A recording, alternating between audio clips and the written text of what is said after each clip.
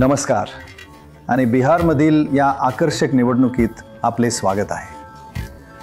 हा आहे काउंटडाऊन, जिथे आम्ही राज्यभर फिरतो आणि जमिनी स्तरावर खरे मुद्दे काय आहेत हे पाहण्यासाठी गावांमध्ये आणि शहरांमध्ये महिला व पुरुषांशी बोलतो। आम्ही येथील राजकीय पक्षांच्या प्रमुख नेत्यांशी देखील बोलतो आणि त्यांना काय म्हणायचं आहे हे तुम्हाला या काउंटडाऊनमध्ये ऐकायला मिळेल। तर निवडणुकांचा अभ्यास करण्यासाठी आणि मतदारांशी बोलण्यासाठीच्या या बिहार दौऱ्यातील एक महत्त्वाचा घटक होता तो म्हणजे अशा मतदारसंघांना भेट देणं जे बेलवेदर मतदारसंघ आहेत। बेलवेदर मतदारसंघ म्हणजे काय? जो पक्ष हा मतदारसंघ जिंकतो तोच राज्य सुद्धा जिंकतो। हा मजकूर आधीच इंग्रजीत आहे। 11 पैकी 11 निवडणुकांमध्ये सरसाने राज्याच्या विजेत्यालाच मत दिले। यालाच बेलवेदर मतदारसंघ म्हणतात आणि आम्ही त्यापैकी बऱ्याच ठिकाणी फिरलो आणि आम्ही त्यांच्याशी बोलणार आहोत आणि तिथल्या मतदारांना काय म्हणायचं आहे हे तुम्हाला ऐकायला मिळेल। या निवडणुकीत काय घडत आहे याचे विश्लेषण करण्यासाठी माझ्यासोबत आहेत दोराब सोपारीवाला। ते आपल्यासोबत असू शकत नाहीत। ते काल आपल्यासोबत येथे होते, पण आज ते आपल्यासोबत असू शकत नाहीत, त्यामुळे ते मुंबईहून आपल्यासोबत जोडले जात आहेत। खूप खूप धन्यवाद दोराब। आपल्यासोबत मनीष आहेत, जे अनेक वर्षांपासून बिहारमधून वार्तांकन करत आहेत। आपल्यासोबत खऱ्या निवडणूक विश्लेषक शिखा आणि अत्यंत कुशल निवडणूक विश्लेषक श्री वाजपेयी आहेत। वाजपेयी, सर्वप्रथम तुमच्याकडे येण्यापूर्वी आपण एक नजर टाकूया बिहारमध्ये तीव्र अँटी इन्कम्बन्सी आहे का, की बिहारचा अँटी इन्कम्बन्सीचा काळ संपला आहे। गेल्या 75 वर्षातील हा 3 टप्प्यांचा पॅटर्न संपूर्ण भारतातील राज्यातील विधानसभा निवडणुकांपेक्षा वेगळा राहिला आहे। 2002 पासूनचा सर्वात अलीकडचा टप्पा म्हणजे जवळपास 2 दशकं हे दाखवतो की अँटी इन्कम्बन्सी तर दूरच, बिहारमध्ये आता मध्यम प्रो इन्कम्बन्सी आहे, जिथे 60% वेळा सरकारे पुन्हा निवडून येतात। हे फक्त मध्यम स्वरूपाचे आहे, पण पुढील 25 वर्षात 1977 ते 2002 तो मतदारांच्या रोषाचा काळ होता, ज्यामुळे अँटी इन्कम्बन्सी निर्माण झाली आणि फक्त 33% सरकारेच पुन्हा सत्तेत निवडून आली। स्वातंत्र्यानंतरच्या पहिल्या 25 वर्षात मतदार आशेने भरलेले होते, जी जवळजवळ उन्मादाच्या पातळीवर होती आणि प्रत्येक निवडणुकीत बिहारच्या जनतेने सरकारला पुन्हा सत्तेत निवडून दिले। एक आश्चर्यकारक 100% प्रो इन्कम्बन्सी। फक्त या यादीकडे बघा। तुम्हाला गुजरातमध्ये 100% प्रो इन्कम्बन्सी दिसेल, पण राजस्थानमध्ये तुम्हाला अँटी इन्कम्बन्सी दिसेल, जिथे 0% सरकारे पुन्हा सत्तेत निवडून आली। तर तुम्ही बघू शकता की बिहार कुठेतरी मध्ये आहे 60% प्रो इन्कम्बन्सीसह। पण हा अँटी इन्कम्बन्सी युगाचा अंत आहे। जरी तुम्ही राज्य सरकारांच्या इन्कम्बन्सीकडे पाहिले तरी भारतीय निवडणुकांचे 3 प्रमुख टप्पे राहिलेले आहेत। स्वातंत्र्यानंतर लगेच जर तुम्ही अखिल भारतीय सरासरी पाहिली तर 82% राज्य सरकारे पुन्हा निवडून आली होती आणि तुम्ही त्यापैकी बरेच 100% पाहू शकता। तो स्वातंत्र्योत्तर काळातला उत्साह होता। मग एक मोठी तीव्र प्रतिक्रिया उमटली। लोक निराश झाले होते आणि फक्त 29% लोकांना पुन्हा निवडून देण्यात आले। आणि शेवटी गेल्या 2 दशकात ते सुमारे 50-50 आहे। म्हणजे सत्ता अनुकूलतेकडून सत्ता विरोधाकडे ते 50-50च्या युगाकडे। दोराब, मुळात तुम्हीच सत्ता विरोधाबद्दल म्हणालात आणि जेव्हा तुम्ही म्हणालात तेव्हा तो खरा सत्ता विरोध होता, विशेषतः 77 सालानंतरच्या काळात। त्यात बदल का झाला आहे? मला वाटतं ती एका मोठ्या डाजामुळे हे बदललं आहे। प्रबळ पक्ष आता राहिलेले नाहीत, जसा काँग्रेस होता। मग काँग्रेस विरोधी लाट आली आणि आता सगळीकडे विस्कळीतपणा आहे, कारण प्रादेशिक पक्ष अधिक महत्त्वाचे होत आहेत। तर तुम्हाला माहिती आहे आता ते 50-50 आहे। तर काँग्रेस अनुकूल, काँग्रेस विरोधी, प्रादेशिक पक्ष आणि 50-50।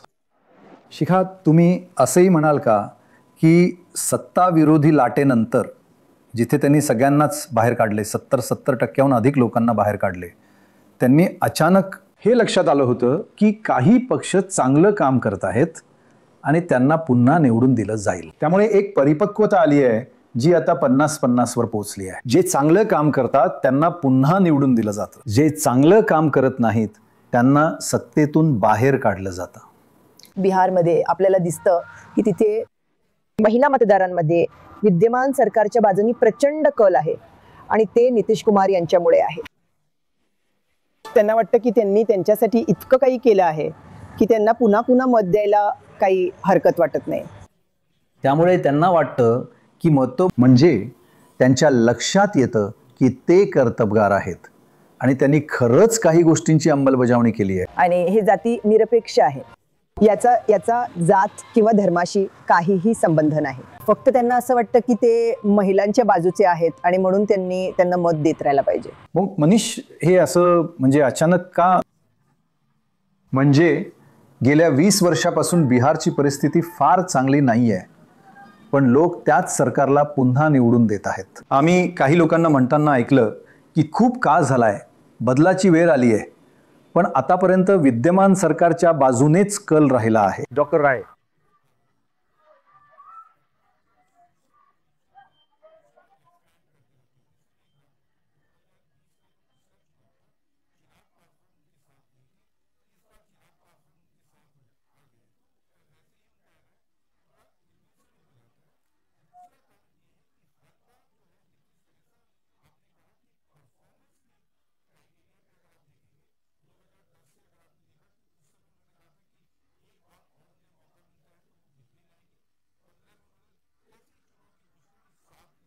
त्यांनी 20 तारखेला एक कार्यक्रमही दिला, मात्र 25 तारखेचं अजून सांगितलेलं नाही.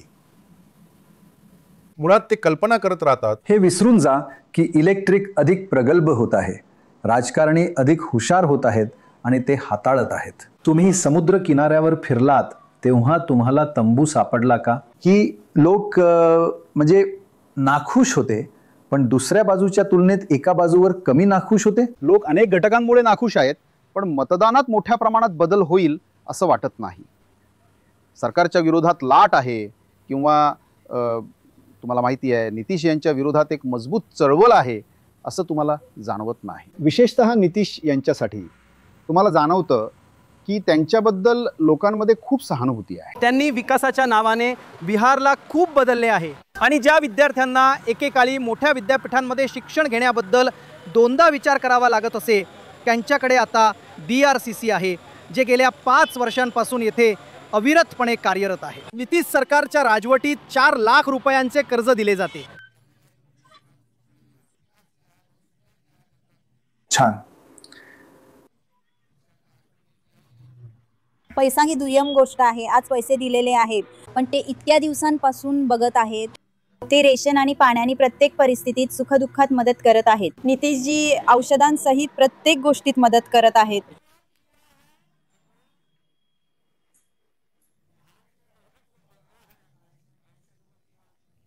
आमच्याकडे जे सरकार आहे ते टिकवून ठेवण्याचा आम्ही प्रयत्न करतो. आम्ही नितीशजींना जिंकवून दिलं आहे, त्यामुळे ह्यावेळी सुद्धा ते सुकीला देतील. हो, हे नितीशपेक्षा चांगलं आहे. आम्ही नितीश कुमार यांना चांगलं मानतो, कारण ते प्रत्येक विद्यार्थ्याला नोकरी सुद्धा देत आहेत. आम्ही मुलांना त्यांच्या अभ्यासात आणि प्रत्येक गोष्टीत पाठिंबा देऊन पुढे जाण्यास मदत करत आहोत आणि याचा फायदा शेवटी मुलींनाच होतो. नितीश कुमार यांचं सरकार शिक्षण आणि आरोग्यात मुलींना पुढे नेण्यासाठी खूप काही करत आहे. माझ्या गावात मुलींना पाठिंबा मिळाला आहे, म्हणूनच त्या शिकत आहेत. आम्ही मोदींना ओळखतो, आम्ही नितीशना ओळखतो, आम्हाला दुसरं काही माहीत नाही.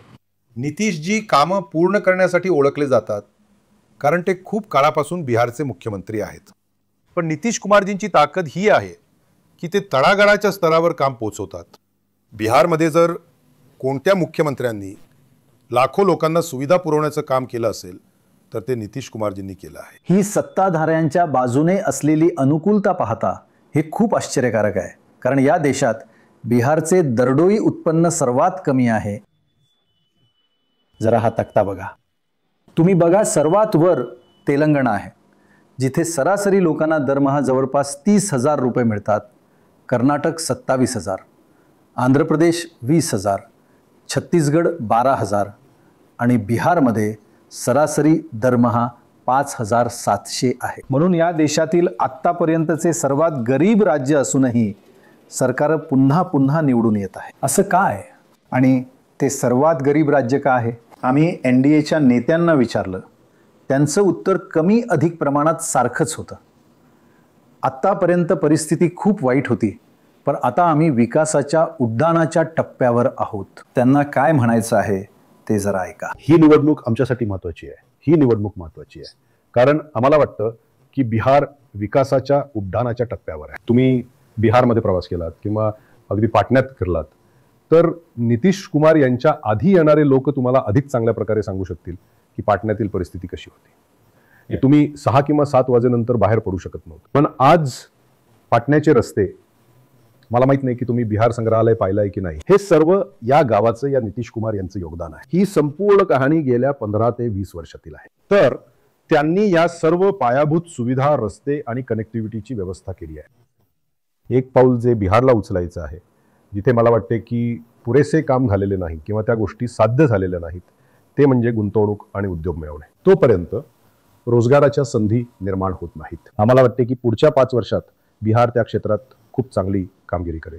गेल्या 1 वर्षापासून सर माझा असा विश्वास आहे की पंतप्रधानांकडून माझ्या राज्याला जसे महत्त्व मिळाले, ही काही छोटी गोष्ट नाही की पंतप्रधान तिसऱ्यांदा पंतप्रधान झाल्यापासून माझ्या राज्यात जवळजवळ 11 किंवा 12 वेळा आले आहेत.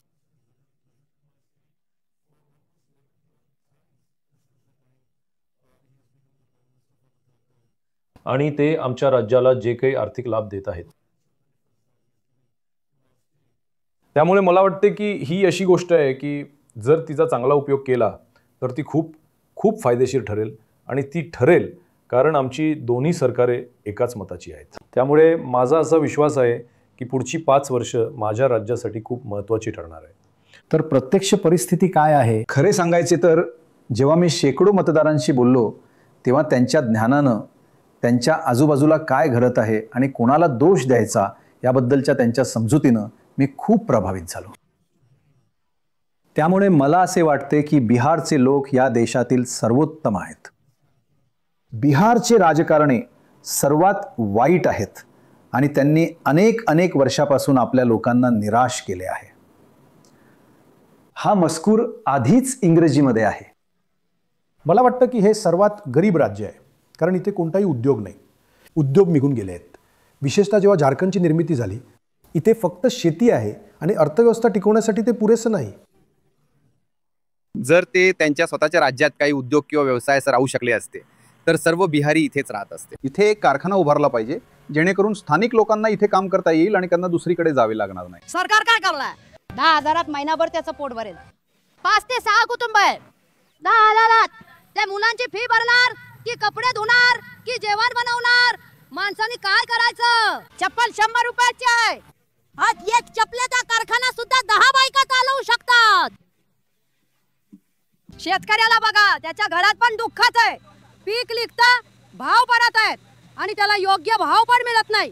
सरकारकडे खूप काही आहे. आम्ही असं म्हणत नाही की आमच्याकडे नाही. सरकारकडे एक नोकर आहे, त्याला वाटलं तर त्याला आमच्या कारखान्यात नोकरी मिळू शकते. त्यांनी आमच्यासाठी रस्ते बांधले. आता त्यांनी पाटण्यात मेट्रो सुरू केली आहे आणि मोठ्या गाड्या चालवत आहेत.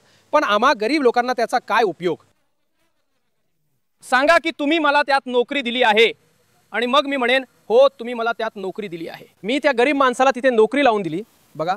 पण आम्हाला वाटलं की तिथे फक्त खूप महत्त्वाचे लोक आणि मोठे उद्योगपतीच जातील. आम्ही त्यावर चढण्या इतके सक्षम नाही. अडचण ही आहे की ते म्हणतात आम्हाला निवडून द्या, आम्ही काम करू, पण प्रत्यक्षात ते काहीही काम करत नाही. काही जण गरिबीमुळे पैशाच्या लालसेपोटी मतदान करतात तर काही जणांना नुसतं मूर्ख बनवलं जातं. आम्ही शिकलेल्या मूर्खांसारखे झालो आहोत. आपल्याला काहीतरी मिळेल या आशेवर जगत आहोत. बिहारमधील समाजाचे मोठे वर्ग बदलाची वाट पाहत आहेत आणि गेल्या 5 वर्षांनी या इच्छेत भरच घातली आहे. मला वाटतं या सरकार विरोधी भावना वाढली आहे. त्याची विश्वासार्हता सर्वात खालच्या पातळीवर आहे. प्रशासनाचा पूर्णपणे बोजवारा उडाला आहे.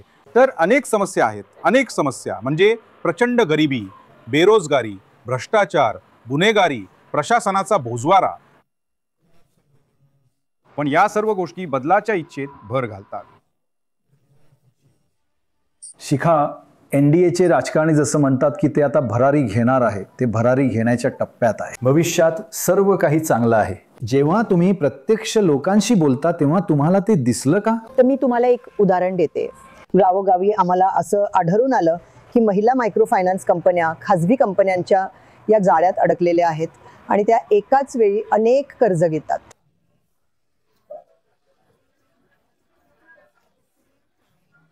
आणि त्या मुळात या कर्जांवरच जगतात. कर्ज मिळवण्यासाठी त्यांना केवळ लाच द्यावी लागते असं नाही. उदाहरणार्थ एका महिलेने मला सांगितलं की 1 लाखाचं कर्ज मिळवण्यासाठी तिला फक्त 70,000 मिळाले, कारण तिला 30,000 रुपयाची लाच द्यावी लागली. व्याजाचे दर सुद्धा खूप जास्त आहे. त्यामुळे मासिक व्याज 5,000 ते 6,000 रुपयांच्या दरम्यान असतं. आणि अशी कुटुंब आहेत जी गेल्या 15 ते 20 वर्षापासून अशा प्रकारे जगत आहेत. तर ही गरिबीची पातळी आहे जी तुम्हाला गावांमध्ये आढळते. या अशा प्रकारच्या परिस्थितीत या महिला राहतात आणि तरीही त्यांनी आपली परिस्थिती स्वीकारल्यासारखं वाटतं. तुम्ही किती घेतले? 1 लाख उचललाय. सवी कपातून 1 लाखाचे 70,000 होतात. आणि दुसऱ्या कोणत्या कारणांसाठी ते घेतलं होतं? ते कशासाठी घेतलं होतं? व्यवसाय करण्यासाठी, बांगड्या विकण्याचा. व्यवसाय चांगला चालला आहे का? हो, बांगड्यांचा व्यवसाय. कोणी 50,000 घेतात, कोणी 1 लाख घेतात, कोणी 2 लाख घेतात. आणि ज्यांच्याकडून तुम्ही कर्ज घेता ते वेळेवर पैसे परत देऊ शकला नाहीत तर तुम्हाला त्रास द्यायला येतात का? हो, ते मला खूप त्रास देतात. पैसे भरण्यासाठी ते तुम्हाला त्रास देत आहेत. असे खूप लोक आहेत. आज एक व्यक्ती एकाचे कर्ज फेडण्यासाठी दुसऱ्याकडून मायक्रो फायनान्स कर्ज घेते, मग दुसऱ्याचे फेडण्यासाठी आणखी एकाकडून कर्ज घेते. त्याचप्रमाणे अशी अनेक गरीब कुटुंबे आहेत जी अशा प्रकारे आपलं घर चालवत आहेत. तुम्हाला पण बँकेतून कर्ज घ्यावं लागलं का? हो, आम्ही घेतले आहे. बँकेतून घेतले नाही. ही जी खाजगी व्यवस्था चालू आहे तिने आमचं सगळं काही घेतलं आहे. गटाचं का? SKS बंधन सारखे गट यामध्ये समाविष्ट आहेत. तुम्ही किती कर्ज घेतले? बंधनात घेतल्यावर 1 हुंडका फुटला. मी SKS कडून 95,000 घेतले होते, तर थोडी सबसिडी मिळाली आणि थोडं बाकी आहे. तो कर्ज घेतो. इथे सगळेच गरीब आहेत. जे घर बांधलाय ते सुद्धा कर्जावर बांधलं आहे. तो व्यवसाय करतो, तो कमावतो. कर्ज घेऊन व्यवसाय करणे सोपे नाही. जर एखाद्या व्यक्तीने कर्ज घेतले नाही तर त्याला व्यवसाय करणे सोपे जाते. लोकांकडे नोकऱ्या नाहीत. परिस्थिती अशी आहे की 70% लोक EMI वर आपले जीवन जगत आहेत. लोक एक कर्ज लपवण्यासाठी दुसरे कर्ज काढतायत. मी एका स्कूटर चालकालाही भेटलो ज्याच्या बँक खात्यात थेट 2,50,000 जमा झाले होते. पण प्रत्येक वेळी जेव्हा तो ते काढायला जायचा तेव्हा बँकेचे व्यवस्थापक आणि इतर अधिकारी म्हणायचे की त्या 2,50,000 त्यांना 50,000 द्यावे लागतील. त्यामुळे शेवटी त्याच्याकडे फक्त 2 लाख उरले. तर हे अगदी सामान्य आहे की नोकरशहा खात्यात हात घालू शकतात. तर असं दिसतं की 100% जमा झाले आहेत, पण जेव्हा तुम्ही ते काढायला जाता तेव्हा त्यांना वाटा हवा असतो. बिहारमध्ये भ्रष्टाचार सर्वाधिक आहे यात शंका नाही, आणि विशेषतः नोकरशाही. खालच्या पातळीवर असो किंवा वरच्या पातळीवर इथे भ्रष्टाचार सर्वाधिक आहे. पण आम्ही याचे कारण काय आहे ते पाहिले. बिहारमधील बेरोजगार लोकांना मजुरीच्या संधी मिळत नसल्यामुळे ते काम करण्यासाठी दिल्ली आणि मुंबईला जातात. मी आज सकाळी काही रील्स पाहत होते आणि छठसाठी आलेले अनेक बिहारी म्हणत होते की ते आता आपल्याच घरात, आपल्याच देशात आणि आपल्याच राज्यात पाहुणे झाले आहेत. म्हणजे जसे पाहुणे यायचे आणि जायचे तसेच ते आता पाहुणे म्हणून येतात. आणि बिहारमध्ये ही वस्तुस्थिती आहे की अनेक मुलांना त्यांचे वडील आणि पत्नींना त्यांचे पती वर्षातून 20 दिवस ते 1 महिन्यापेक्षा जास्त बघायला मिळत नाहीत. याचं कारण असं आहे की आजपर्यंत बिहारमध्ये राज्यातील गरिबी, मागासलेपणा आणि असमानता कशी दूर करायची यावर कधीही कोणतीही गंभीर चर्चा झाली नाही. इथे सर्व काही तुकड्या तुकड्यांमध्ये केलं जातं. बिहारमधला सर्वात मोठा मुद्दा बेरोजगारी आहे आणि लोकांना नोकरी हवी आहे. लोकांना नोकरी हवी आहे. लोकांना कारखाना हवा आहे. लोकांना कृषी आधारित उद्योग हवे आहेत. इथल्या लोकांना एक ACCZ आणि एक IT पार्क हवे आहेत. इथे तुम्ही बघाल, तंत्रज्ञान असो किंवा शेती किंवा कृषी आधारित उद्योग असो, इथे लोकांना साखर कारखाना आणि ताग गिरणी हवे आहेत. ते उघडले, पण पंतप्रधान येत आहेत, अमित शहा येत आहेत. जर तुम्ही त्यांच्या प्रत्येक शब्दाकडे, प्रत्येक वाक्याकडे लक्ष देऊन ऐकलं तर ते काहीही सकारात्मक बोलत नाही. एकही शब्द सकारात्मक नसतो. त्यांचं सगळं बोलणं नकारात्मक असतं. ते कोणतीही फलदायी चर्चा करत नाही. ते फक्त निरर्थक मुद्दे काढतात. म्हणून मला वाटतं की बिहारची जनता हुशार आहे आणि त्यांना सकारात्मक गोष्टी ऐकायच्या आहेत. तुम्ही 20 वर्ष सत्तेत आहात आणि आता तुम्ही येऊन म्हणता आम्हाला आणखीन 5 वर्ष द्या, आम्ही स्थलांतर थांबवू. लोक त्यावर विश्वास ठेवणार नाहीत, कारण सर्वात पहिलं जनस्वराज्याने पहिल्यांदाच हा मुद्दा उचलला आहे. स्थलांतर हे गरिबीचं आणि जसं मनीष सांगत आहे भ्रष्टाचाराचं लक्षण आहे. पण लोकांशी बोलून आम्हाला जे कळलं आहे, जसं तुम्हालाही कळलं असेल, ते म्हणजे दोन्ही बाजू भ्रष्ट आहेत. त्यांच्यासाठी हा एक मोठा मुद्दा आहे, पण हा निवडणुकीचा मुद्दा नाही, कारण दोन्ही तितकेच भ्रष्ट आहेत. मला वाटतं मनीषनी भ्रष्टाचाराबद्दल जो मुद्दा मांडला तो म्हणजे भ्रष्टाचार अगदी खालच्या पातळीपर्यंत जातो. दिलेला मजकूर आधीच इंग्रजीमध्ये आहे.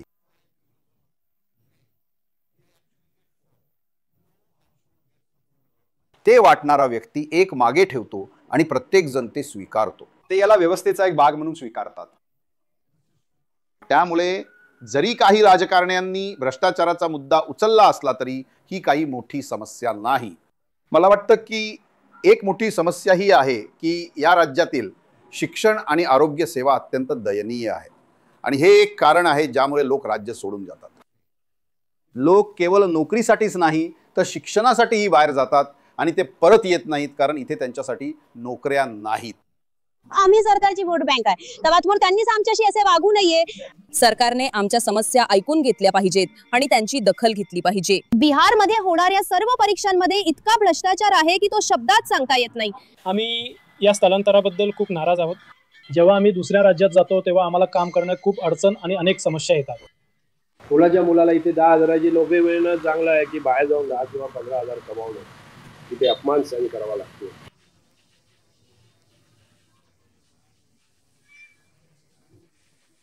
जर इथे एखादा कारखाना सुरू झाला तर बिहारमधील गरिबी किमान काही प्रमाणात तरी नक्कीच कमी होईल. इथे खूप गरिबी आणि बेरोजगारी आहे. ही जागा पंजाब, हरियाणा, दिल्ली आणि बिहारच्या लोकांनी भरलेली आहे. बेरोजगारीच्या सध्याच्या टप्प्यात काही बदल केले जातील जेणेकरून काही सुधारणा होऊ शकेल. बेरोजगारी आहे. एखाद व्यक्ती आपल्या मुलाला BA पदवी मिळवते आणि नोकरीसाठी अर्ज करते, पण ती मिळत नाही कारण प्रत्येक जण लाच मागतो. तर मग पैसे कुठून आणायचे? जो गरीब माणूस रोजच्या रोज कमावून खातो तो लाचेसाठी पैसे कुठून आणणार? बिहारमधील एक महत्त्वाची गोष्ट म्हणजे प्रत्येक जण जातीबद्दल बोलत असला तरी महिला मतदार जवळजवळ तितकीच किंबहुना त्याहूनही अधिक महत्त्वाची आहे. जसे शिखा सांगत होत्या, 1962 पासून महिलांच्या मतदानात मोठी वाढ झाली आहे. 1962 मध्ये निवडणूक आयोगाने पहिल्यांदा महिला आणि पुरुषांच्या मतदानाची टक्केवारी मोजायला सुरुवात केली. महिला मतदार मतदानाच्या टक्केवारीत पुरुषांपेक्षा खूप मागे असायच्या. आता त्या पुरुषांपेक्षा 5.2% पुढे आहेत. आता नितीश यांनी महिला मतदारांच्या मनात कसे तरी घर केले आहे. का? पहिलं म्हणजे निवडणुकीच्या अगदी आधी केलेली 10,000 रुपयांच्या अनुदानाची घोषणा ही या निवडणुकीतील मोठी बातमी होती. अनेक जण म्हणतात की सरकारी पैशांचा वापर करून मतं विकत घेण्यासारखं होतं किंवा जे काही असेल ते. आवडो व न आवडो हे काम करतं, पण त्यापेक्षा महिला 10,000 रुपयांकडे स्वतंत्रपणे पाहत नाहीत. महिलांना वाटतं की नितीश महिला स्नेही आहेत आणि ही गोष्ट बऱ्याच काळापासूनची आहे. नितीश यांना महिला समर्थक का मानले जाते? मतदारांचे म्हणणे आहे की सर्व महिलांसाठी सध्याच्या 10,000च्या भेटीला यापूर्वीचे मोठे दाखले आहेत. उदाहरणार्थ 2007 मध्ये, आणि मला आठवतं की मी यावर नितीश कुमार यांच्याशी चर्चा केली होती, त्यांनी बिहारमधील प्रत्येक शाळकरी मुलीला सायकलसाठी पैसे दिले आणि ते प्रचंड यशस्वी झालं. 2016 मध्ये त्यांनी दारूबंदीची घोषणा केली, मुख्यत्वे करून दारू सहज उपलब्ध झाल्यावर महिलांना होणारा त्रास लक्षात घेऊन.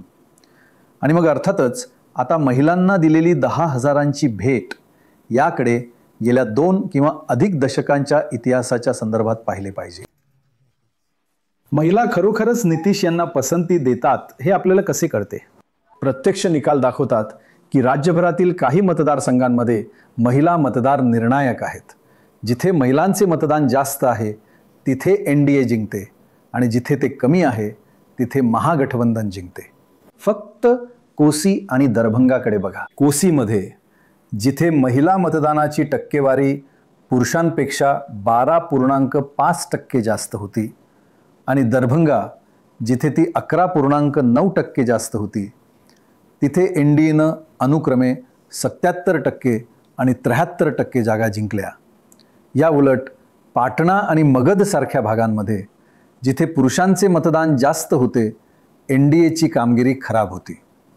त्यांनी पाटण्यात केवळ 30% आणि मगधमध्ये 23% जागा जिंकल्या.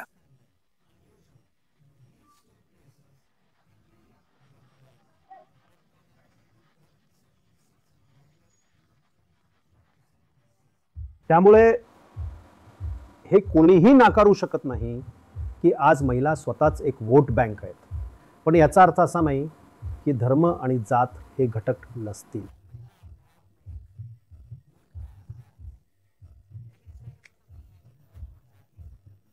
ऐतिहासिकदृष्ट्या बिहारमध्ये महिलांनी देखील मतदान केले आहे. मोठ्या प्रमाणावर नितीश यांच्यामुळे महिलांचा कल नितीश कुमार ज्या राजकीय आघाडीचा भाग होते तिला अधिक मतदान करण्याकडे होता आणि ही अशी गोष्ट आहे ज्याबद्दल आम्ही खूप जागरूक आहोत आणि आमच्याकडे उरलेल्या वेळेत आम्ही शक्य तितके कठोर आणि हुशारीनं काम करण्याचा प्रयत्न करत आहोत आणि मला वाटतं की ही निवडणूक तिकडेच जाईल जिथे महिला जातील. बिहार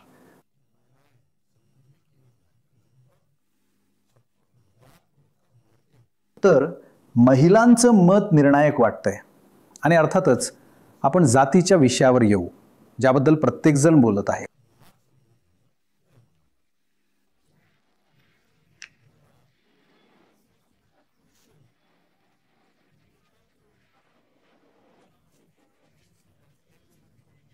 पण या निवडणुकीत महिलांवरचं लक्ष अगदी स्पष्ट आहे आणि ते 10,000चं बक्षीस एक मास्टर स्ट्रोक होता.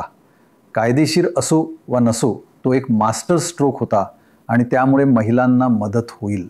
बरोबर? नितीशना इतरही फायदे आहेत. ते एक मैत्रीपूर्ण व्यक्ती वाटतात, महिलांसाठी धोकादायक नाहीत. अधिक महत्त्वाचं म्हणजे प्रत्येक निवडणुकीच्या वेळी ते लोकांना लालूंच्या जंगलराजची आठवण करून देतात. आता जंगलराज पुरुषांपेक्षा महिलांना जास्त धोकादायक ठरतं आणि मला वाटतं की त्यामुळेही त्यांना मदत होते. जरी मला वाटतं की जेव्हा लालू सत्तेत होते तेव्हा 1/3 मतदार जन्माला आले नव्हते. ते सारखं तेच सांगत राहतात आणि जसं मी म्हणाले त्यांनी चांगली आघाडी तयार केली आहे. त्यांचा चेहरा सौम्य आहे, ते धोकादायक नाहीत आणि ते लोकांना लालूंच्या जंगलराजची आठवण करून देतात. या सगळ्या गोष्टी मिळून मला वाटतं की फरक पडतो आणि महिलांना त्यांना मत देण्यासाठी प्रवृत्त करतात. हे वाक्य आधीच इंग्रजीत आहे.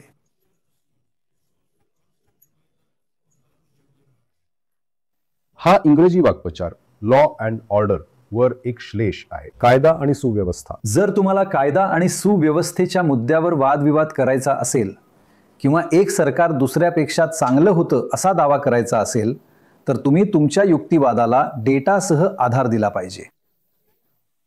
NCRBच्या डेटानुसार 2005 पासून गुन्हेगारीत लक्षणीय वाढ झाली आहे.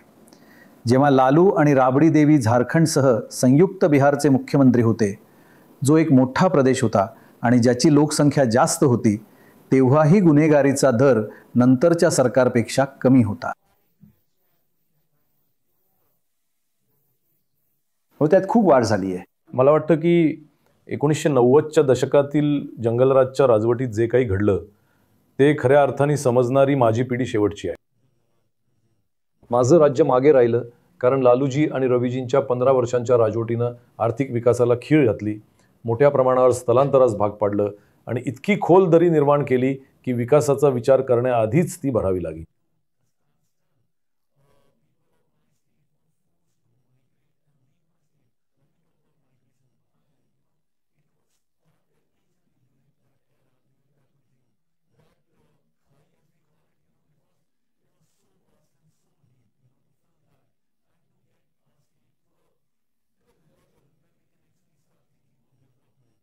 खरं तर खूप वेळ लागला. ते ज्याबद्दल बोलतात त्यापैकी बहुतेक म्हणजे कायदा सुव्यवस्थेचा अभाव. त्यांनी यावर बोलायला हवं की या महत्वपूर्ण क्षेत्रांमध्ये त्यांनी बिहारच्या लोकांसाठी काय केलं आहे. शिक्षण सुधारण्यासाठी त्यांनी काय केलं आहे? जवळजवळ काहीच नाही. आरोग्य व्यवस्था सुधारण्यासाठी त्यांनी काय केलं आहे? जवळजवळ काहीच नाही. त्यांनी रोजगार निर्माण केला आहे का? नाही. गुन्हेगारीला आळा बसला आहे का? अजिबात नाही. भ्रष्टाचाराला लगाम घातला आहे का? तो तर मर्यादेच्या बाहेर गगनाला भिडला आहे. म्हणून ते जंगलराज बद्दल बोलतायत.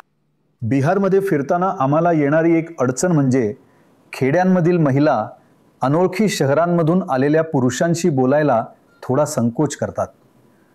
पण तुम्ही अनेक महिलांशी बोलल्या आणि त्या काय विचार करत आहेत हे पाहण्यावर तुमचं लक्ष होतं. तुम्हाला सर्वसाधारणपणे काय जाणवलं? त्या पूर्णपणे नितीश कुमार यांच्या बाजूनी आहेत की त्या थोड्या कचरत आहेत? काय तुम्हाला काय आढळलं?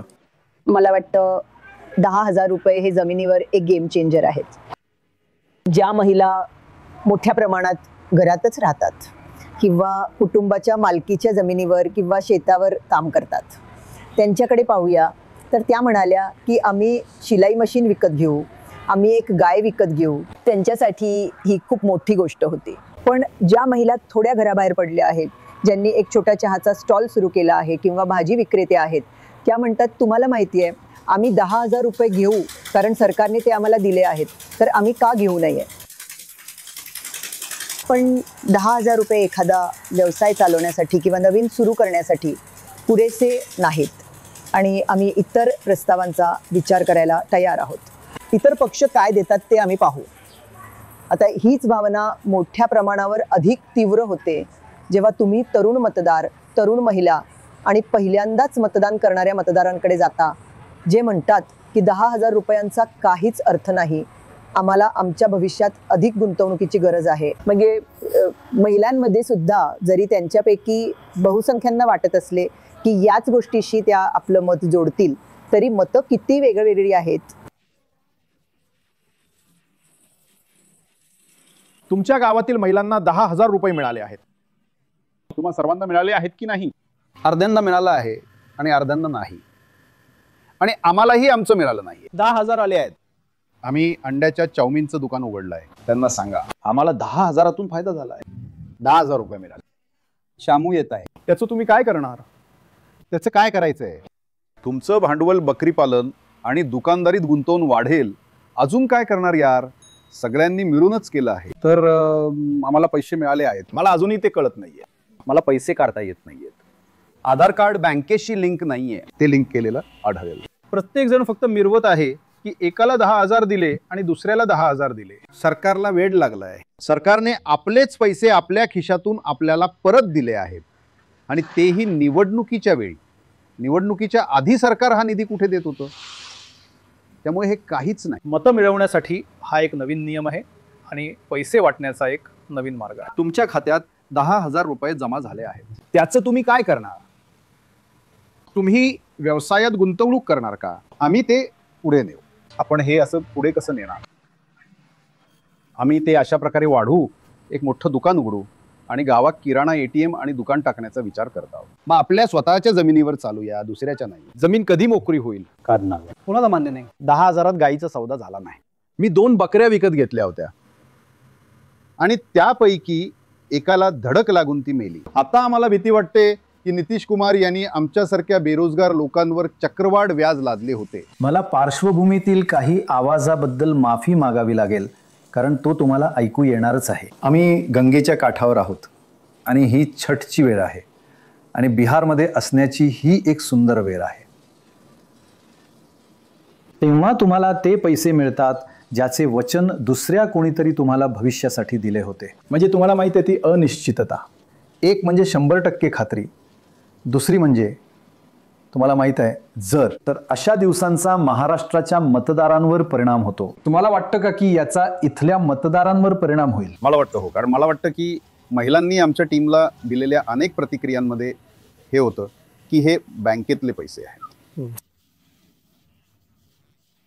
आम्हाला माहित नाही की दुसऱ्या बाजूला काय होणार आहे. पण मला वाटतं की ज्या जेनझी लोकांच्या मुलाखती घेतल्या गेल्या त्यापैकी बऱ्याच जणांना वाटलं की हे 10,000 काही उत्पादक गोष्ट नाही, त्यांना ते युनिव्हर्सिटी ऑफ वनली संपवायचे होते. पण शेवटी तुम्हाला हे लक्षात ठेवावे लागेल की नितीश महिलांच्या मतांवर तेव्हापासून काम करत आहे, जेव्हा त्यांनी त्या लोकांना सायकली दिल्या ज्यांना त्या मिळाल्या, किंवा जेव्हा तरुण पिढीसाठी दारूबंदी लागू करण्यात आली. ती लोक आता मोठी झाली आहेत आणि मतदार बनली आहेत, आणि सायकल त्यांच्यासाठी कलाटणी देणारी गोष्ट होती. त्यांनी तसं म्हटलं तर ते मतदान का करणार नाही? कारण ते लक्षात ठेवतात. तर या निवडणुकीत ही एक खूप महत्त्वाची गोष्ट आहे.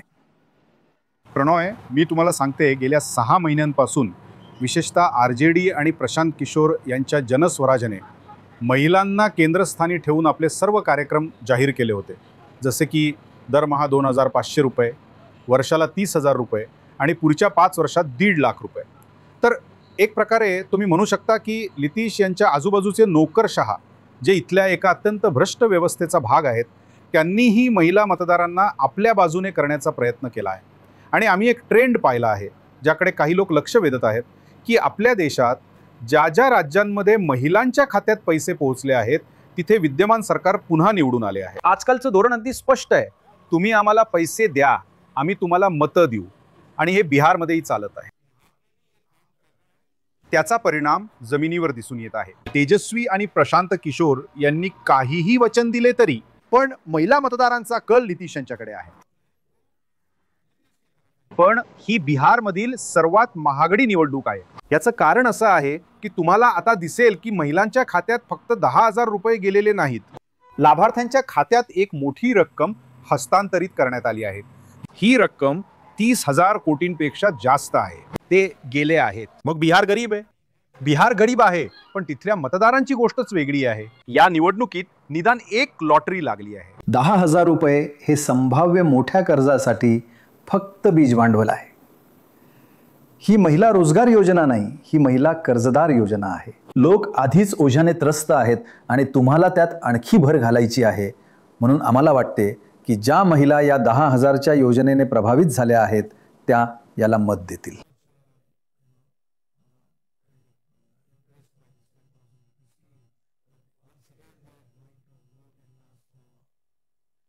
नितीश कुमार सरकार बनणार नाही. निवडणूक संपली आहे. पैशांचा अपहार झाला आहे. खेळ खल्लास. कोणती महिला व्यवसाय उभा करू शकते? खर्च तर होणारच, आणि खर्च झाला तर कर्जही फेडावं लागेल. मग व्याजासहित ते कसं शक्य होईल? सरकार 20 वर्ष काहीच करत नव्हतं. आता निवडणूक आली आहे तर लाच म्हणून 10,000 रुपये दिले जात आहेत. तो बाज आणि मनीष तरुण मतदाराबद्दल आणि हे 10,000 रुपये त्यांच्यासाठी गेम चेंजर ठरतील का, यावर बोलत होते. पण मला वाटतं तरुण मतदार, मग ते स्त्री असो वा पुरुष, फक्त या मदतीच्या पलीकडे पाहत आहेत. तुम्हाला माहिती आहे, ते इथल्या कॉलेजेस, शाळांच्या परिस्थितीमुळे स्पष्टपणे निराश आहेत.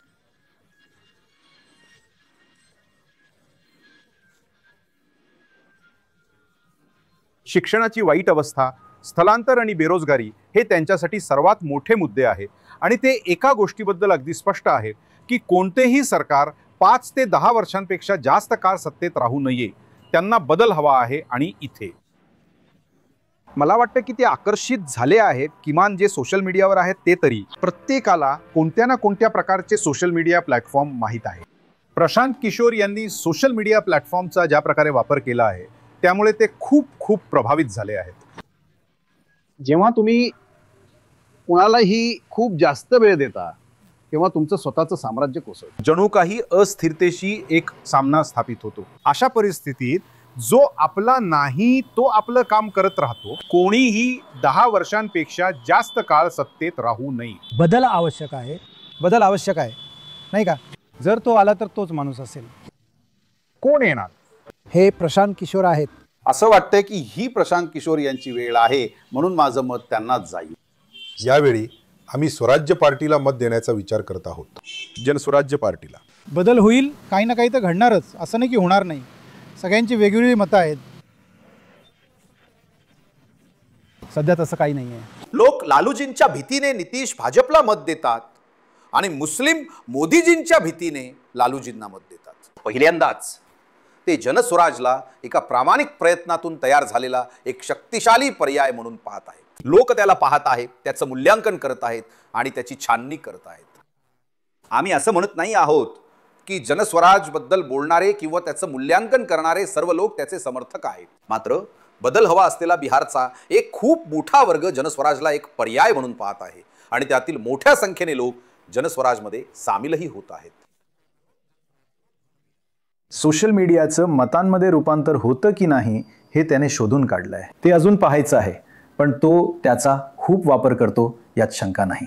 आणि त्याला खूप पण महत्त्वाचा मुद्दा हा आहे की त्यांना वाटतं की परिस्थिती वाईट आहे, सरकार काम करत नाही आहे. पण त्यांना वाटतं का की दुसरे मुख्य विरोधक RJD आणि काँग्रेस काही चांगलं काम करतील? तीच तर गोष्ट आहे. एक बाजू दुसऱ्यापेक्षा चांगली आहे की सगळेच सारखे वाईट आहेत? सध्या ते इतके निराश झाले आहेत की ते फक्त बदलाविषयी बोलत आहेत. ते याबद्दल मन मोकळं करत नाही आहेत की बरोबर तेजस्वी किंवा प्रशांत किशोर कोण चांगलं असेल, त्यांना बदल हवाय. बरोबर. शिखा जी सांगत होती त्यात मला भर घालायची आहे. आम्ही पाटणा विद्यापीठात गंगेच्या काठावर आहोत, जे बिहारमधील प्रमुख आणि सर्वोत्तम विद्यापीठ आहे. विडंबना अशी आहे की पाटणा सायन्स कॉलेज, जे अनेक IAS आणि IPS अधिकारी घडवत असे, ते कॅबिनेट सचिव राजीव गौबा यांच्यासह आजच्या अनेक उच्चपदस्थ नोकरशहांचे शिक्षण स्थान आहे. NDA किंवा नितीश कुमार यांच्या कार्यकाळात सायन्स कॉलेजच्या प्राचार्य गृहविज्ञानात मास्टर ऑफ आर्ट्स होत्या. त्यांचा काहीही संबंध नाही. अशा प्रकारची ही अनागोंडी आहे. बिहारमध्ये सध्या अशा प्रकारची अराजकता आहे, पण त्यावर काही निवारण नाही. तुम्ही म्हणालात त्याप्रमाणे जेव्हा मतदान करण्याची वेळ येते तेव्हा ते मतदार हा विचार करून निर्णय घेतात की त्यांच्या मतामुळे RJD पुन्हा सत्तेवर येऊ शकते का. पुरुषांपेक्षा महिलांचा मतदानाचा टक्का जास्त आहे आणि त्या बहुतेक नितीश आणि NDAला पाठिंबा देतात.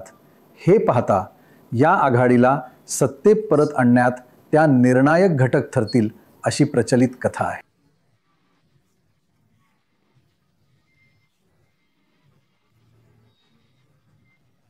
हे लक्षात घेणे खूप महत्त्वाचे आहे की नितीश आणि NDA प्रत्यक्षात अजूनही असुरक्षित आहेत. त्यांच्या विरोधात थोडासा जरी कल गेला तरी NDA बिहारमध्ये हरू शकते. हे खूप स्विंग सेन्सिटिव्ह राज्य आहे. NDAला सत्ता गमावण्यासाठी फक्त 3% स्विंगची गरज आहे. NDAच्या विरोधात 3% स्विंग झाल्यास ते सत्ता गमावतील, कारण ते खूप जागा गमावतात. हीच ती संवेदनशीलता आहे. पण बिहार आणि अनेक राज्य सरकारे मतांमधील लहान बदलांसाठी असुरक्षित आहेत. भारतात निवडणुकीच्या जागा मतांच्या संख्येला अत्यंत संवेदनशील असतात. प्रत्येक राज्याचा विचार केल्यास बिहार, तामिळनाडू, दिल्ली, छत्तीसगड, कर्नाटक, UP, आसाम आणि इतर अनेक राज्यांसह अनेक राज्य सरकारे त्यांच्या विरोधात फक्त 3% स्विंग झाल्यास सत्तेतून बाहेर जाण्यासाठी असुरक्षित आहेत. कदाचित सर्वात कमी असुरक्षित आणि सर्वात स्थिर राज्ये जिथे स्विंगचा जागांमधील बदलावर लक्षणीय परिणाम होत नाही ती म्हणजे पंजाब, जिथे सरकारला सत्तेतून काढण्यासाठी उणे 11% स्विंगची आवश्यकता आहे. गुजरात उणे 11% आणि आंध्र प्रदेश 9%. दुसरीकडे काही अत्यंत असुरक्षित राज्ये आहेत. हरियाणामध्ये 1% फरकाने सरकार सत्तेतून पडेल आणि राजस्थान आणि ओडिसा देखील 1% फरकाने खूप संवेदनशील आहेत. बिहारमधील 3% फरक खूप लहान वाटत असला तरी काही राज्ये त्याहूनही अधिक संवेदनशील आहेत. म्हणून जर तुम्ही जागांमधील बदल किंवा सरकारमधील बदलाची मतांमधील स्विंगबद्दलच्या संवेदनशीलतेबद्दल बोलत असाल तर फक्त भारतातील विविध राज्यांची ही यादी पहा. स्विंग विरुद्ध जागांच्या बाबतीत कोणती राज्ये सर्वात अस्थिर आहेत? सरकारच्या विरोधात 3% स्विंग झाल्यास गमावल्या जाणाऱ्या जागांची टक्केवारी किती आहे? राजस्थानकडे पहा, 20% जागा गमावल्या जातात. तमिळनाडू 20% आणि त्याप्रमाणे बिहार कुठेतरी मध्ये आहे, पण तरीही 3% स्विंगमुळे 14% जागा बदलतात, जे जवळपास 34 जागा आहेत ज्यामुळे सरकार पडते. जरी काही राज्यांमध्ये ही समस्या कमी असली तरी सर्वसाधारणपणे संपूर्ण भारतातील सरकारे लहान स्विंग्ससाठी खूप असुरक्षित आहेत. दोराब, जागांची मतांबद्दलची संवेदनशीलता का आहे? लक्षात ठेवण्याची गोष्ट ही आहे की यामुळेच बिहारमधील अहम आणि VIP सारखे लहान पक्ष खूप महत्त्वाचे आहेत. म्हणूनच प्रमुख पक्ष या मतदारांच्या मागे लागले आहेत. मतांमधील थोडासा बदल जागांमध्ये मोठा बदल घडवू शकतो. आणि तसेच जे अधिकाधिक महत्त्वाचे होत आहे ते म्हणजे अपक्षांची मोठी संख्या. बिहारमध्ये सुमारे 20% मतं अपक्ष आणि इतर पक्षांकडून येतात. त्यामुळे एखाद्या लहान पक्षाकडून किंवा अपक्षांकडून होणारा 2 किंवा 3% कोणताही बदल तुमचं सरकार घालू शकतो. बरोबर दोराब. बॉस, हे आश्चर्यकारक आहे की कशा प्रकारे 3% बदल जागांमध्ये 20% किंवा बिहारमध्ये 14% बदल घडवू शकतो. हा एक खूप मोठा, अत्यंत संवेदनशील स्विंग टू सीट्स रेशो. तो खूप जास्त आहे. जर तुम्ही थोडे पुढे जाऊन 10% फरकापर्यंत गेलात, जो 5% बदलासाठी असुरक्षित असतो, तर जवळपास 50 ते 60% जागा असुरक्षित होतात. मागच्या सार्वत्रिक निवडणुकीकडे पाहिलं तरी जिथे NDAला 49% मतं मिळाली होती, तिथे 10% किंवा त्यापेक्षा कमी मताधिक्य असलेल्या जागांची संख्या 49% आहे. म्हणजे जवळपास अर्ध्या जागा. पण आणखी एक घटक ज्याचा आपल्याला या निवडणुकीत समावेश करावा लागेल तो म्हणजे आघाड्यांमध्ये झालेला थोडासा बदल. चिराग पासवान जे मागच्या वेळी NDAच्या विरोधात लढले होते ते आता इथे आहेत आणि VIP पक्ष महाआघाडीत सामील झाला आहे. त्यामुळे तिथे काही प्रमाणात मतांचे हस्तांतरण झाले आहे, ज्याचा निकालावर परिणाम होऊ शकतो. पासवान यांना गेल्या निवडणुकीत 5.5-6% मतं मिळाली. दिलेला मजकूर आधीच इंग्रजीमध्ये आहे. अशा इतर लहान आघाड्या सुद्धा आहेत ज्या यावर्षी जिंकू शकतात. मी अनुभवावरनं सुद्धा बोलतोय, कारण मागच्या वेळी मी स्वतःच्या बळावर निवडणूक लढवली होती. हे माझ्या वैयक्तिक अनुभवावरून येतं की मतदानाच्या 1 दिवस किंवा 1 रात्र आधी संपूर्ण चित्र बदलतं. कारण तरंगणारे मतदार शेवटी अशा उमेदवाराला मत देतात जो त्यांच्या मते काहीतरी बदल घडवून आणेल. आणि ही लढत 2 पक्षांमध्ये होते. त्यामुळे जर त्यांचं मत वाया जाणार असेल तर ते अशा कोणालाही मत देऊ इच्छिणार नाहीत. तर आता पुढे जाऊया. ठीक आहे, हे सरकारी पातळीवर झालं, पण मतदारसंघ पातळीवर सत्ताविरोधी काही भावना आहे का? दिलेला मजकूर आधीच इंग्रजीमध्ये आहे. आकडेवारी काय दर्शवते? तर मग वैयक्तिक उमेदवार किंवा पक्षांना सत्ताविरोधी भावनेचा सामना करावा लागतो का? बिहारमध्ये एकंदरीत आम्हाला दिसतंय की सध्याची सरकारं 60% सत्ता अनुकूलतेचा अनुभव घेत आहेत. तर प्रत्येक मतदारसंघात नवीन उमेदवार ठेवणं चांगलं आहे की पूर्वीच्या विजेत्यांना पुन्हा निवडणूक लढवायला लावणं? आता आपण भाजप अधिक JDU कडे पाहूया. नवीन उमेदवारांचा जिंकण्याचा दर 65% आहे. त्यांचा यशाचा दर नवीन उमेदवारांसाठी 65% आहे. पण पुन्हा निवडणुकीसाठी उभे राहिलेल्या विद्यमान उमेदवारांसाठी तो फक्त 57% आहे. म्हणून नवीन उमेदवार असणे अधिक चांगले आहे. हा मजकूर आधीच इंग्रजीमध्ये आहे. पण जर तुम्ही RJD आणि काँग्रेसकडे पाहिले तर जे नवीन उमेदवार त्या मतदारसंघातून पहिल्यांदा निवडणूक लढवत आहेत किंवा पक्ष पहिल्यांदा निवडणूक लढवत आहे ते फक्त 11% जिंकतात आणि विद्यमान उमेदवार 43% वेळा जिंकतात. म्हणून विरोधी पक्षासाठी RJD अधिक काँग्रेस विद्यमान उमेदवारांसाठी सत्ता अनुकूलता आहे. पण NDA मध्ये सध्याच्या उमेदवारांविरुद्ध सत्ता विरोधी लहर आहे. आता काही लोकांनी याला खरी राज्याची निवडणूक म्हटले नाही आहे. उमेदवार महत्त्वाचे आहेत आणि उमेदवारांची सत्ता विरोधी किंवा सत्ता अनुकूलता महत्त्वाची आहे. आता भाजप अधिक JDU कडे पाहूया. आता काही लोकांनी याला खऱ्या अर्थाने राज्य निवडणूक म्हटले नाही. उमेदवारांची सत्ता विरोधी किंवा सत्ता समर्थक लाट महत्त्वाची आहे. पहिलं म्हणजे यावेळी बिहारमधील निवडणुका राज्यस्तरीय नाहीत. ही निवडणूक बिहारसाठी आहे, जागांसाठी नाही. या पदासाठीची परिस्थिती बदलत आहे, कारण त्याच्या शेजारचीही बदलत आहे.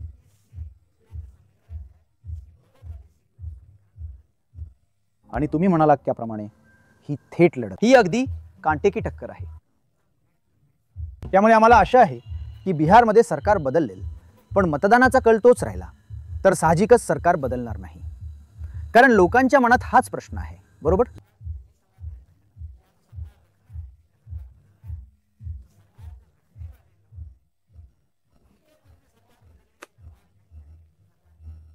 एकतर सरकार ठेवा किंवा सरकार बदला. जे लोक सरकारला पाठिंबा देतात त्यांचाच जर सरकार बदलण्याचा विचार नसेल तर ते कसं बदलणार? दिनेश, असं काय की NDA अनेकदा आपले उमेदवार बदलते तर काँग्रेस आणि RJD आपल्या विद्यमान उमेदवारांनाच कायम ठेवतात? कारण RJD हा विरोधी पक्ष आहे, त्यांच्या आमदारांकडून फारशा अपेक्षा नसतात, पण सत्ताधारी आघाडीचा आमदार म्हणून अपेक्षा खूप जास्त असतात. तुम्ही तुमच्या सर्वात मजबूत समर्थकांच्या मतदारसंघात अनेक प्रकल्प राबवता आणि हे बरोबर आहे की यावेळेस एकूण पाहिलं तर नितीश कुमार यांच्या विरोधात अँटी इन्कम्बन्सी कमी आहे, पण जसं जसं तुम्ही मतदारसंघानुसार जाता तसतसं सत्ताधारी आघाडीच्या आमदारांविरुद्ध खूप राग आहे. अँटी इन्कम्बन्सी कमी नाही तर ती प्रो इन्कम्बन्सी आहे. आपल्याला आत्तापासून अँटी इन्कम्बन्सी हा शब्द विसरावा लागेल. ती आता 30 वर्षांपासून आहे. आपण फक्त एवढंच म्हणतो की मोठ्या भागांमध्ये प्रो इन्कम्बन्सी आहे किंवा 50-50 आहे. पण मला सांगा, जेव्हा तुम्ही लोकांशी बोलत होतात तेव्हा ते त्यांच्या स्थानिक उमेदवाराने कामं न केल्याबद्दल तक्रार करत होते का? आणि हा एक अवघड प्रश्न आहे, पण असा एक सर्वसाधारण समज होता का की लोक विरोधी पक्षाला सक्रिय असल्यामुळे पसंती देत होते तर सत्ताधारी पक्षाचे उमेदवार सक्रिय नव्हते? तर बरेच लोक सध्याच्या आमदारांबद्दल कुरकुर करत होते की त्यांनी काहीच काम केलेलं नाही. भ्रष्टाचाराचे आरोप संभाषणात सतत येत होते. जे बाजूने बोलले ते फक्त एवढंच म्हणू शकले की त्यांनी रस्ता बांधून घेतला आहे. त्यामुळे मला वाटतं पक्का रस्ता असणं हे तुम्ही किती काम करू शकला आहात याचं अजूनही एक प्रतीक आहे. पण हे खरं आहे की रस्त्यांमुळे फरक पडतो, त्यांचा गुणत परिणाम असतो. त्यांच्या आजूबाजूला गोष्टी घडतात, दुकानं उभी राहतात, व्यवसाय उभे राहतात. म्हणून फक्त रस्ताच नाही तर दोन्ही गोष्टी आहेत, बरोबर? हो. तर मला वाटतं जिथे कुठे रस्ता बांधला गेला आहे आणि त्याची देखभाल केली जात आहे, मला वाटतं की लोक सर्वसाधारणपणे आनंदी होते. पण ते सगळे एका गोष्टीबद्दल बोलले, ती म्हणजे भ्रष्टाचार, की खूप भ्रष्टाचार होता. आणि ते सर्व म्हणाले की त्यांच्या आमदारांनी खूप काम केले असले तरी भ्रष्टाचार अधिकाधिक पसरला होता. बरोबर. दोराब, राज्य पातळीवर सत्ता अनुकूलता, पण उमेदवार पातळीवर काही प्रमाणात सत्ता विरोधी भावना, याबद्दल तुम्हाला काय वाटतं? दिलेला मजकूर आधीच इंग्रजीमध्ये आहे.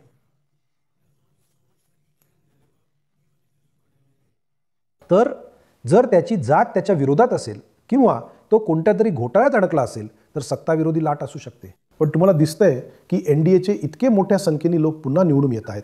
याचा अर्थ असा की NDAच्या बाजूचे उमेदवार अधिक चांगली कामगिरी करत आहेत. किंवा असं म्हणणं योग्य ठरेल का की ते सरकारच्या बाजूने चांगली कामगिरी करत आहेत आणि विरोधी पक्षाच्या बाजूने चांगली कामगिरी करत नाहीत? जर तुम्ही RJDच्या उमेदवारांकडे पाहिलं तर पुन्हा निवडून येण्याचा दर खूपच कमी आहे. NDAच्या पुन्हा निवडून येण्याचा दर खूप जास्त आहे कदाचित, कारण सरकारी उमेदवार विरोधी उमेदवारांपेक्षा जास्त काम करू शकतात. ठीक आहे, बरोबर. शिखा, तुमचं यावर एकमत आहे का? विद्यमान आमदाराबद्दलच्या नाराजीचं आणखी एक कारण विशेषतः तरुण लोकांमध्ये हे होतं की कोणीही या भागात कोणतेही कारखाने आणले नव्हते. बरोबर बरोबर. या भागात नोकऱ्या निर्माण केल्या. मोठा प्रश्न हा होता की इथे कारखाने का नाहीत? लोकांना प्रशिक्षण देण्यासाठी कोणत्याही संस्था का स्थापन केल्या जात नाहीत. विशेषतः गुजरातची तुलना होणं अटळ आहे, कारण त्यांच्यापैकी बरेच जण तिथे काम करतात आणि त्यांचे नेते तिथले आहेत.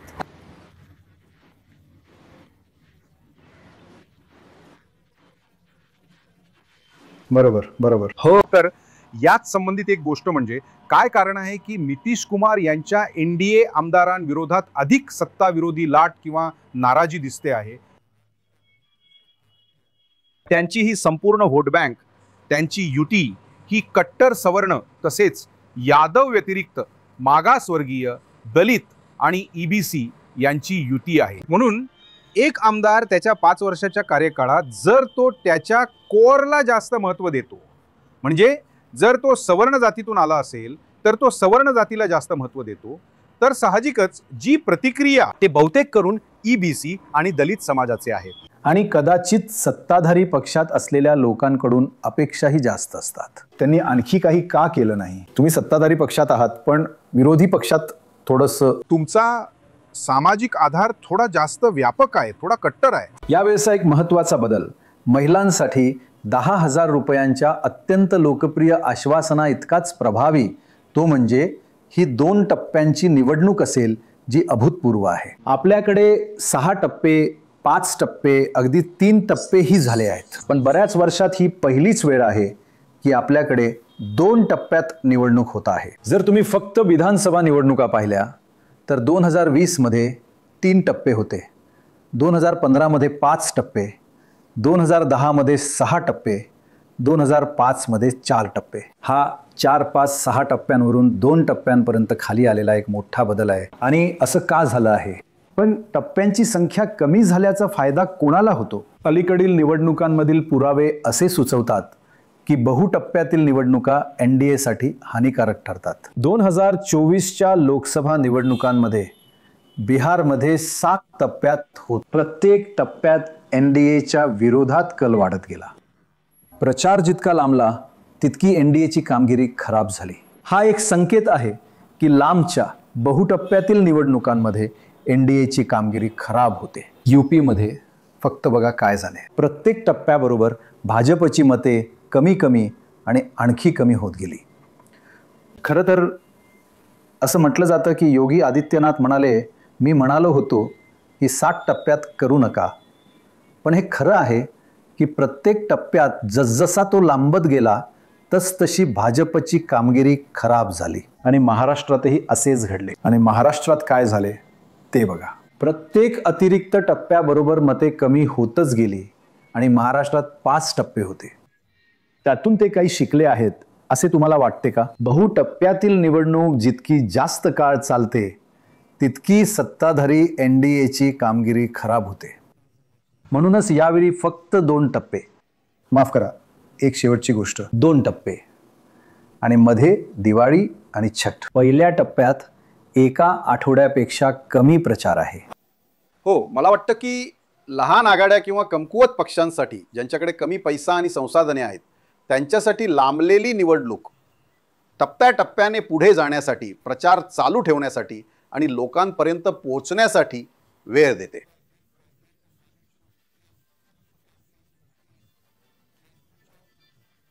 निवडणुकीपूर्वीच्या 6 महिन्यात एक मोठी प्रचार मोहीम सुरू करण्याची क्षमता हाच NDAचा फायदा आहे. हे सर्व दूर पसरलेले आहे. तुम्ही तुमचा निधी आणि तुमच्या लोकांवर लक्ष केंद्रित करू शकता. तुमच्याकडे अधिक हेलिकॉप्टर तुमच्यासाठी येऊन प्रचार करण्यासाठी अधिक लोक आहेत. दिलेला मजकूर आधीच इंग्रजीत आहे आणि एक अपूर्ण वाक्य असल्याचे दिसते. बरोबर, मग ते का लांबवायचे? दिलेला मजकूर आधीच इंग्रजीत आहे.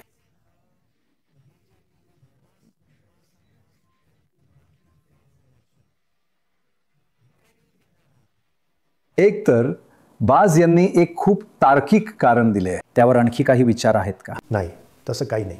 ते समजावून सांगणं खूपच कठीण आहे. असं नाही आहे की दोन्ही राज्यांमध्ये त्यांच्या विरोधात जातीय समीकरण अचानक बदललं आहे. माहिती आहे का? काही खरं कारण नाही. बाजने आत्ता जे सांगितलं त्या व्यतिरिक्त मला दुसरं कोणतंही कारण सुचत नाहीये. मला खरंच दुसरं कोणतंही कारण सुचत नाहीये. मनीष, आपण हे संपवण्यापूर्वी आम्ही ज्या ठिकाणी गेलो होतो त्यापैकी एका ठिकाणी आरक्षण ही एक महत्त्वाची गोष्ट होती. मूळ मजकूर आधीच इंग्रजीत आहे. ही एक स्पष्ट केलेली आवृत्ती आहे. आर्थिकदृष्ट्या मागासवर्गीय प्रवर्गातील एका व्यक्तीला अनुसूचित जाती म्हणून पुनर्वर्गीकृत करण्यात आले आणि परिणामी आरक्षण धोरणांद्वारे अनेक नोकऱ्या आणि इतर फायदे मिळाले. पण मग ते आता पुन्हा EBC म्हणून परत आलेत आणि ते खूप संतप्त आहेत की ते मतदान करणार नाहीत. म्हणून आरक्षण आणि नोकऱ्या गमावण्याच्या चिंतेमुळे EBC मतांमध्ये आता बदल झाला आहे. प्रणॉय, हे खरं आहे की बिहार बाहेरील लोकांना वाटतं की EBC मतं एक समान आहे, पण तसं नाहीये. EBC मध्ये देखील खूप विभाजन आहे. आम्ही ज्यांच्याकडे गेलो होतो ते फक्त 3% होते आणि ते खूप नाराज होते. हो, आणि मी तुम्हाला सांगते की या निवडणुकीत नवीन काय आहे. चिराग पासवान नितीश कुमार यांच्यासोबत NDA मध्ये परत आले आहे. पण NDA नेत्यांना चिंता आहे की संपूर्ण EBC समुदायामध्ये 2 प्रमुख जाती आहेत. एक म्हणजे मुकेश साहनी यांचा निषाद समाज आणि दुसरा IP गुप्ता यांचा पक्ष, जो ताती तंतवा समाजाचे प्रतिनिधित्व करतो. ताती तत्व ही एक EBC जात होती. आता नितीश कुमार यांच्या काळात त्याचा अनुसूचित जातीमध्ये समावेश करण्यात आला होता. पण सर्वोच्च न्यायालयाचा एक निर्णय आला आणि त्याला पुन्हा EBC श्रेणीत टाकण्यात आले आहे, ज्यामुळे EBC म्हणजेच तांती तत्वा समाजामध्ये खूप नाराजी आहे. आणि पण तुम्ही बघा, हे सर्वोच्च न्यायालयाने केलं आहे. ते नितीश यांच्यावर का नाराज आहेत? त्यांना असं वाटतं की त्यांनी पुरेसे प्रयत्न केले नाहीत. नाही, त्यांना असे वाटते की बिहार सरकारने त्यांची बाजू योग्यरित्या मांडली नाही आणि त्यामुळे NDAला किमान 15 ते 20 जागांचे नुकसान सहन करावे लागत आहे.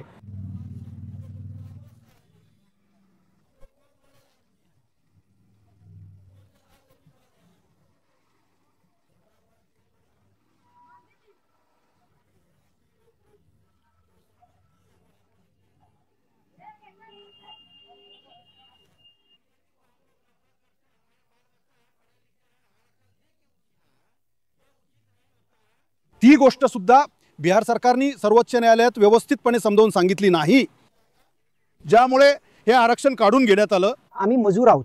आम्ही मजुरांना आरक्षण मिळवून देण्यासाठी लढत आहोत आणि मरत आहोत. ते आरक्षण देवोत किंवा न देवोत, आम्ही मत त्यांनाच देणार.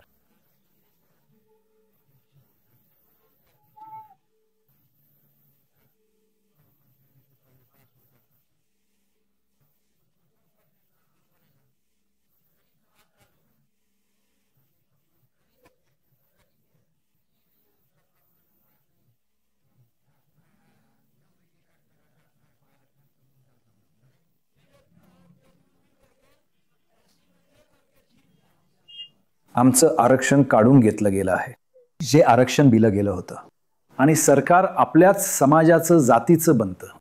आणि आता त्यांनी आम्हाला वेगळं केलं आहे. संपूर्ण बिहारमध्ये संपूर्ण निषाद समाजातील 50 लाख लोकांनी हातात गंगाजल घेऊन संकल्प केला होता की आरक्षण नाही तर गठबंधन नाही, गठबंधन नाही तर मत नाही. आम्ही याच संकल्पाने काम करत आहोत. आणि अशा ठिकाणी आमचा हाही संकल्प आहे की आम्ही आमचं स्वतःचं सरकार बनवू. आम्ही सरकार बनवा, अधिकार मिळवा या घोषणेसोबत उभे आहोत. आणि आम्हाला बिहारमधून भाजपला संपवायचंही आहे, कारण त्यांनी आम्हाला संपवलं आहे. नितीश कुमार यांनी त्यांना SCचा दर्जा दिला होता आणि तो SCचा दर्जा मोदी 3ऱ्यांदा पंतप्रधान झाल्यानंतर जुलै 2024मध्ये सर्वोच्च न्यायालयाने काढून घेतला. तथापि अनुसूचित जाती प्रवर्गाअंतर्गत ज्या सर्व लोकांना आरक्षण मिळालं होतं त्यांना आता मला वाटतं पूर्वलक्षी प्रभावाने ते नाकारलं जात आहे. त्यामुळे तो त्यांच्यासाठी एक मोठा मुद्दा बनत आहे. म्हणजे हे आश्चर्यकारक होतं की त्यांच्यापैकी कदाचित 90% लोकांनी सांगितलं की आम्ही नितीशला मत देणार नाही, कारण अनुसूचित जाती म्हणून आमचं आरक्षण गेलं आहे. दोराब, आपण संपवताना तुम्ही काही महत्त्वाच्या मोठ्या उमेदवारांबद्दल, ज्यांना तुम्ही हेवीवेट्स म्हणता, त्यांची माहिती देऊ शकाल का?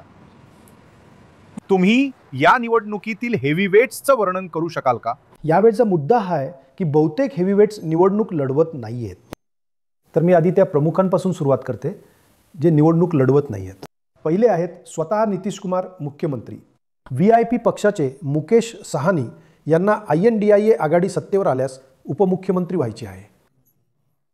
हम पक्षाचे जितन राम मांझी जे खासदार आहेत आणि निवडणूक लढवत नाहीत. जनसुरतचे प्रशांत किशोर जे निवडणूक लढवत नाहीत. आणि चिराग पासवान हे सुद्धा निवडणूक लढवत नाहीत.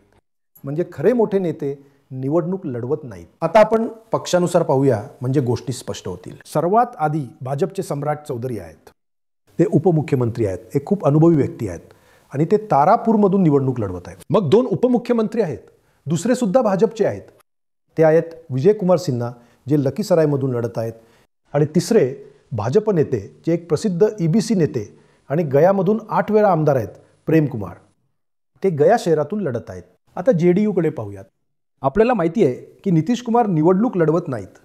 पण JDUचे बिहार पक्षाध्यक्ष उमेश सिंह कुशवाहा निवडणूक लढवत आहेत आणि JDUचे एक वरिष्ठ कॅबिनेट मंत्री आणि उच्च जातीय नेते विजय कुमार चौधरी आहेत जे सहारनपूरमधून निवडणूक लढवत आहेत. आता आपण लालूंच्या पक्षाकडे वळूया. लालू निवडणूक लढवत नाही आहेत कारण आपल्याला माहीत आहे की ते राजकारणातून बाहेर आहेत. पण त्यांचे पुत्र आणि वारसदार जे इंडिया आघाडीचे मुख्यमंत्री पदाचे उमेदवार आणि सध्याचे विरोधी पक्षनेते आहेत तेजस्वी यादव हे राघोपूरमधून निवडणूक लढवत आहेत, जो लालूंचा पारंपरिक मतदारसंघ आहे. त्यानंतर राजदकडून अवध बिहारी चौधरी आहेत, ते माजी सभापती आहेत आणि सिवानमधून 6 वेळा आमदार राहिले आहेत. दिलेला मजकूर आधीपासूनच इंग्रजीमध्ये आहे. त्यानंतर आपण काँग्रेसकडे पाहूया. शकील अहमद खान हे काँग्रेसचे राष्ट्रीय सचिव आहेत आणि ते खडवा येथून निवडणूक लढवत आहेत. त्यानंतर काँग्रेसचे बिहार पक्षाध्यक्ष NSC नेते राजेश कुमार आहेत जे पितांबरमधून निवडणूक लढवत आहेत. त्यानंतर CPI आहे ज्यांनी मागच्या निवडणुकीत बऱ्यापैकी चांगली कामगिरी केली आहे. मेहबूब आलम हे CPIच्या बिहार राज्य समितीचे सदस्य आहेत. आणि शेवटी बंडखोर तेज प्रताप यादव, लालू यादवांचे पुत्र, ज्यांना त्यांच्या वडिलांनी पक्षातून काढून टाकले आहे आणि ते JJD नावाच्या स्वतःच्या पक्षासाठी लढत आहेत. यामध्ये सगळे आले. आता तुमच्याकडे. लोक ज्या घटकांबद्दल बोलले त्यापैकी एक म्हणजे नितीश कुमार यांना मुख्यमंत्री म्हणून घोषित करण्यामधील अनिश्चितता आणि विलंब होता. ते कदाचित नंतर घोषणा करतील, पण लोक नाराज आहेत. त्यांनी आतापर्यंत याची घोषणा का केली नाही? या निवडणुकीत तो एक महत्त्वाचा घटक आहे का? प्रदान केलेला मजकूर आधीच इंग्रजीमध्ये आहे.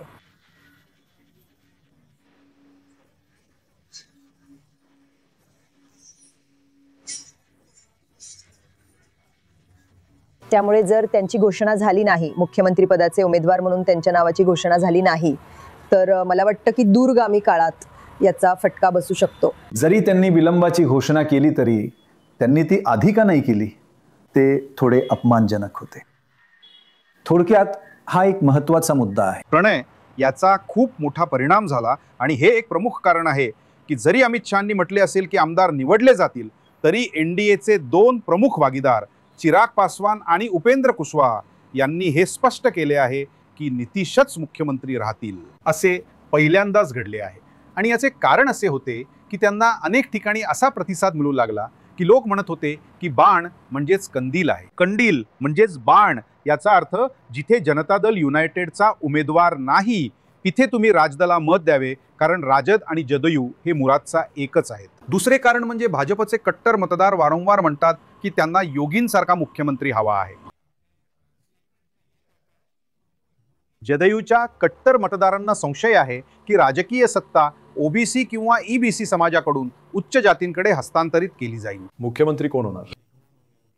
एकदा आणि कायमचे. मी हे पुन्हा स्पष्ट करतो, सध्याचे मुख्यमंत्री नितीश कुमार यांच्या नेतृत्वाखाली निवडणूक लढवली जात आहे. दिलेला मजकूर आधीच इंग्रजीत आहे. निवडणुकीच्या निकालानंतर पुन्हा एकदा मुख्यमंत्री नितीश कुमार जी मुख्यमंत्री होतील, माझा हा विश्वास आहे, कारण मी आघाडीचा एक महत्त्वाचा सहकारी आहे. आतापर्यंत तिथे नितीशजींची घोषणा झालेली नाहीये. ते नवरदेवाशिवाय प्रचाराला गेले आहे. याचा अर्थ असा आहे की त्यांना नितीश कुमारजी नको आहे. सर्वात मोठी गोष्ट ही आहे की इथे कोणतीही जागा रिकामी नाही. येथे नितीश कुमारजी मुख्यमंत्री आहेत. नेतृत्वाची निवडणूक आहे. दुसऱ्या बाजूकडे स्पष्टता नव्हती. त्यांची भूमिका अस्पष्ट आहे. अमित शहा म्हणतात की निवडणुकीपर्यंत नितीश मुख्यमंत्री असतील, त्यानंतर आम्ही बघू. आम्ही बघू हे खूप अर्थपूर्ण शब्द आहे आणि त्याचा अर्थ काय होतो हे सर्वांना समजते. मूलतः याचा अर्थ असा आहे की निवडणुकीनंतर नितीश मुख्यमंत्री होणार नाही. पण जातीच्या पलीकडे 4 किंवा 5 मोठे असामान्य मुद्दे आहेत. ते 10,000. काही जातींनी त्यांचे आरक्षण गमावले आहे ही वस्तुस्थिती की नितीश यांचे नाव अद्याप जाहीर झालेले नाही आणि जरी ते जाहीर झाले तरी थोडा उशीर झालाय. अशा अनेक गोष्टी ज्या परिणाम करतात आणि अर्थातच या सगळ्यातली सर्वात मोठी गोष्ट म्हणजे महिलांचे मत. जेव्हा तुम्ही लोकांशी बोलता तेव्हा मुख्य निष्कर्ष काय असतो? मला वाटते की हे यावर अवलंबून असेल की महिलांचे मत जातीच्या मतापेक्षा मोठे ठरणार आहे का. तोच निर्णायक घटक असेल. ज्यात कारण असे नाही की सर्व महिला नितीश यांनाच मत देत आहेत किंवा त्यांच्या जातीबाहेर जाऊन मतदान करत आहेत. एक गट आहे मत फिरवण्यासाठी पुरेसा मोठा गट असू शकतो, पण जात, कारण मी आधी म्हटल्याप्रमाणे काही या बाजूला गेलेत, काही त्या बाजूला गेलेत, जात हा अजूनही एक घटक असेल. हो, आणि आपण कमी लेखता कामा नये. पण आपण अगदी स्पष्ट असायला. तुम्ही जर पाहिलं की पक्षांनी म्हणजे त्यांचे उमेदवार कसे निवडले आहेत, पण आपण हे अगदी स्पष्ट करायला हवं की प्रत्येक जात 100% एकाच दिशेने जात नाही. ते साधारणपणे 80-20, 70-30 असं असतं. त्यामुळे ते 80-20 वरून 60-40 वगैरे होऊ शकतं. त्यामुळे जात झुकू शकते. दुरात तुमचे शेवटचे विचार. बरं, मला वाटतं वरवर पाहता असं दिसतं की जर तुम्ही लोकसभा निवडणूक पाहिली तर भाजपला आघाडी आहे, पण त्याचा काही भाग मोदी मतांमुळे आहे. प्रश्न हा आहे की नितीश यांना आघाडीचे मुख्यमंत्री पदाचे उमेदवार म्हणून घोषित न केल्याने त्यांना मतांचा फटका बसेल का? कारण फक्त 3% मतांची फेरबदल आवश्यक आहे. त्यामुळे मला वाटतं की हा एक खूपच रंजक सामना होणार आहे. जरी रंजक सामन्यांचा शेवट अनेकदा प्रचंड मोठ्या विजयात होतो, त्यामुळे मुळात काहीही होऊ शकतं. अच्छा, हा खूपच मनोरंजक मुद्दा आहे. या काउंटडाऊनसाठी इतकंच. आम्ही अजून एक करणार आहोत. आम्ही बिहारची आणखी एक फेरी करणार आहोत आणि इतर मतदारसंघांमध्ये आणि दुसऱ्या टप्प्यातील अनेक ठिकाणी जाणार आहोत आणि आम्ही तुमच्याकडे एक अद्ययावत अहवाल घेऊन परत येऊ. पण मला हे म्हटलंच पाहिजे की छठ पूजेच्या वेळी इथे असणं आमच्या सर्वांसाठी एक आशीर्वाद ठरला आहे. आम्ही गेलो आणि ते घडताना पाहिलं. आणि छठ पूजेची सर्वात हृदयस्पर्शी गोष्ट ही आहे की ही निसर्गाची पूजा आहे. उगवत्या सूर्याची, विशेषतः मावळत्या सूर्याची आणि झालांची आणि निसर्गाच्या इतर घटकांची. हेच छठ आणि बिहारच्या लोकांचं सौंदर्य आहे. पाहिल्याबद्दल धन्यवाद. भेटूया आपल्या पुढच्या काउंटडाऊनमध्ये. आत्तापुरता येतो.